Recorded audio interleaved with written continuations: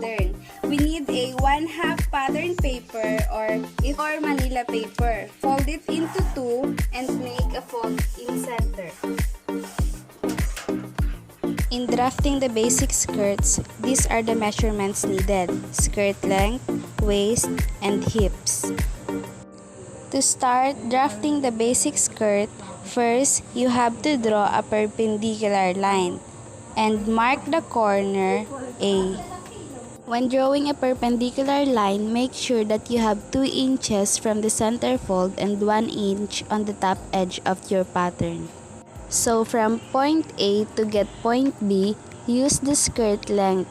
Example, the skirt length is 20 inches.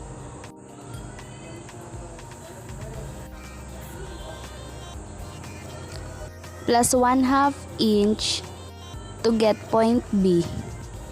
And from point A to C, measure 1/2 inch downward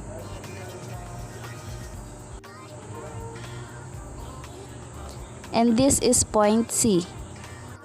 Then point D, use 1/4 of the waist measurement. So waist is divided by 4. Example, waist is 26 divided by 4 is equal to 6.5. Plus 1 inch for the dart, and this is 7.5. This is point A to the right. 1/2 waist is 6.5 plus 1 inch for the dart to get point D.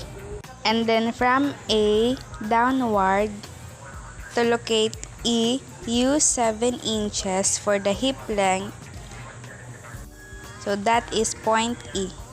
And then E to F to the right, use 1/4 hip measurement. So hip divided by 4, 34 divided by 4 is equal to 8.5 inches plus 1 inch.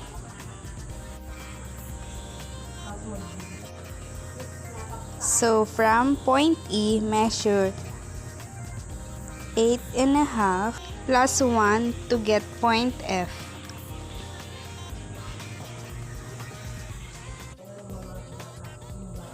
So square out point E.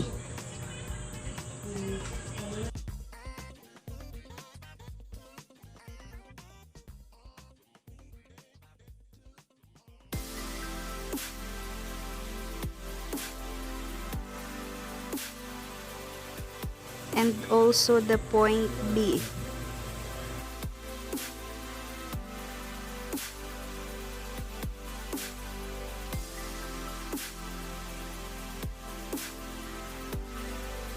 To locate point G, square down point F in line with point B.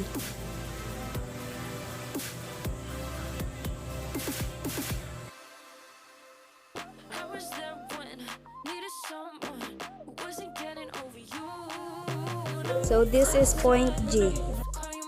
And then G to H, measure 1/2 inch upward to get point H. And then connect D to F using hip curve.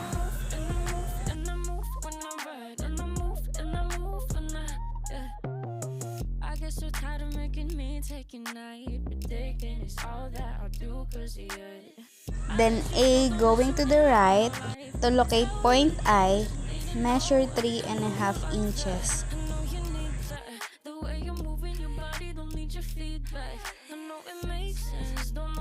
Square down point I to locate point J.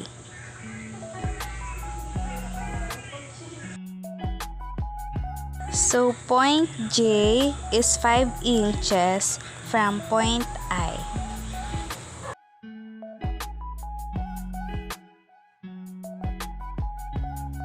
Then I to K, measure 1/2 inch to the left. This is point K. And then L from I, measure 1/2 inch also to the right. Then connect K to J.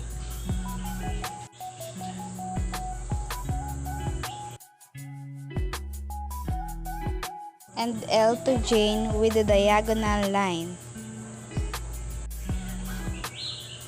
So this is now your dart. And connect H to B using hip curve.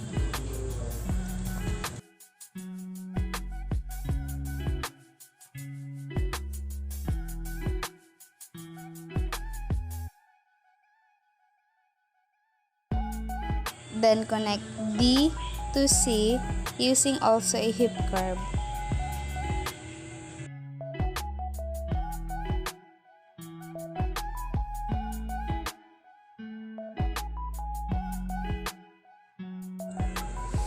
And then fold your dart going to your left by connecting L to K to make your waistline straight.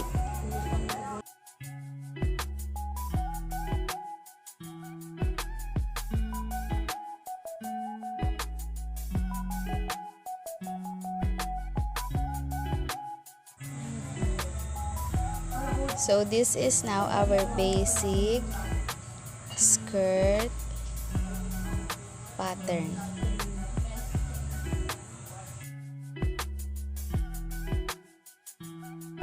To draft the back pattern, since the Manila paper is folded into two, you just place a carbon paper and then trace all the needed lines. So it's very easy to draft a back. You just have to do is trace lines on the front paper. So trace from point A up to the skirt length.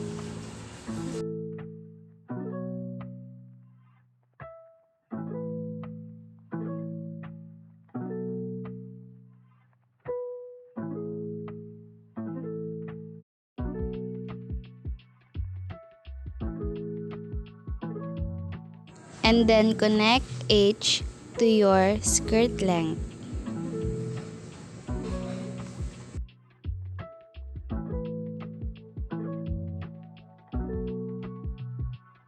Then trace point F to H.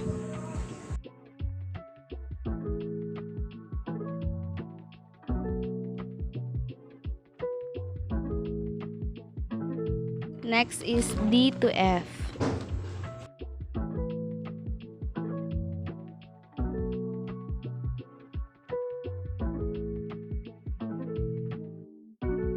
Then A to D.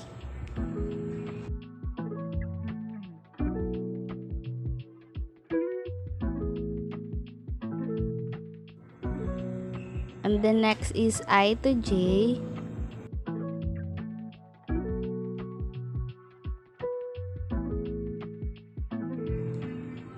K to J.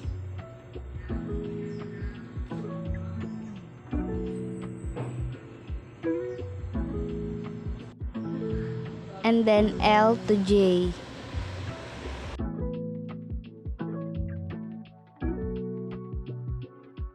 Next is connect D to C.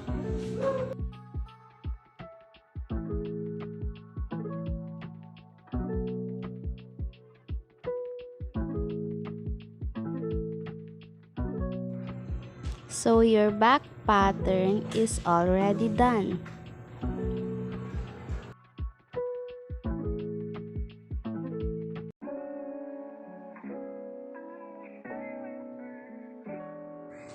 Fold the dart going to your left, then connect it using hip curve.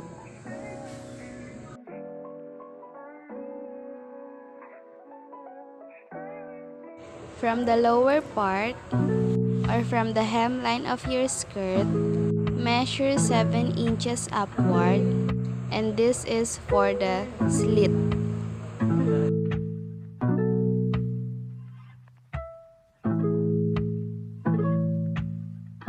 So our back pattern is already done.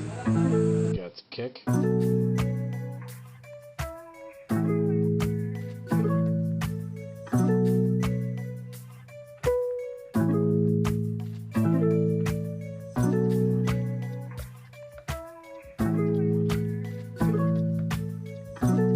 For the final pattern, we need to put allowances.